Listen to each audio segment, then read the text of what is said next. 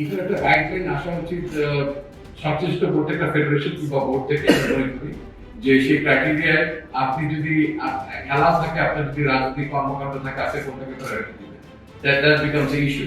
So that সেই কারণে বোর্ডের একটা স্পেসিফিক আমার মনে হয় দিক নির্দেশনা যদি থাকে তাহলে মনে হয় ভালো হয়। তাহলে আর কেউ কোনো খেলোয়াড় রাজনীতিতে যাওয়ার আগে চিন্তা করবেন যে তার প্রায়োরিটি কোথায়। মানে এই রাস্তাটা আমার মনে হয় বন্ধ হওয়া উচিত। যারা রাজনীতি করেন তারা তো দেশের জনগণের জন্যই করেন, দেশের জন্যই করেন, দেশের পতাকার জন্যই করেন।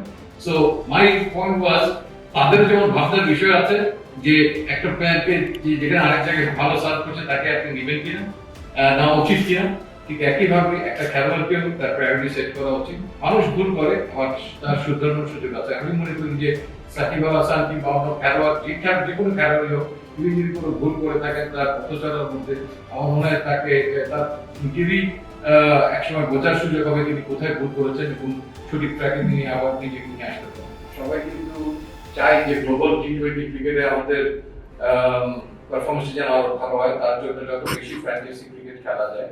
আমরা কিন্তু আরো অনেকেই সেটার জন্য এনওসি দিয়েছিলাম, সাম্প্রতিক রাজনৈতিক পরিস্থিতির আলোকে অনেকে ভিসা নিতে পারেনি। আপনি জানেন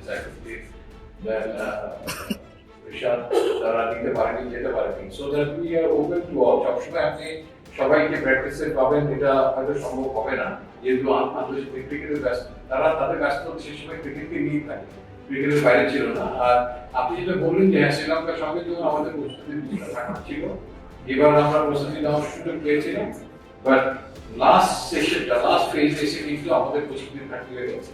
বিকজ আমরা লাল বলের একটা 3 দিন ম্যাচ খেলতে পারিনি চিটাগংয়ে, অ্যাজ ওয়েল চিটাগংয়েও প্রায় সপ্তাহখানেক আমাদের প্র্যাকটিস করার মতো অবস্থা ছিল না।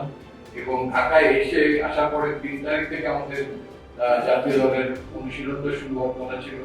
আনফরচুনেটলি ভেঙে বেড়ে বিচ্ছিন্নভাবে কেউ করেছেন, কিন্তু আমাদের ন্যাশনাল টিম ম্যানেজমেন্টের বিদেশি কোচরা কেউ আসতে পারেননি। সো দ্যাট একটা প্রপার প্রস্তুতি যেটা বলেন সেখানে ঘাটতি এবারও কিছুটা হয়ে গেছে। তবে সেটাকে কিছুটা লাঘব করার জন্য কিন্তু আমাদের এই কয়েকদিন আগে পাকিস্তান সফরে যাওয়ার ব্যবস্থা করা।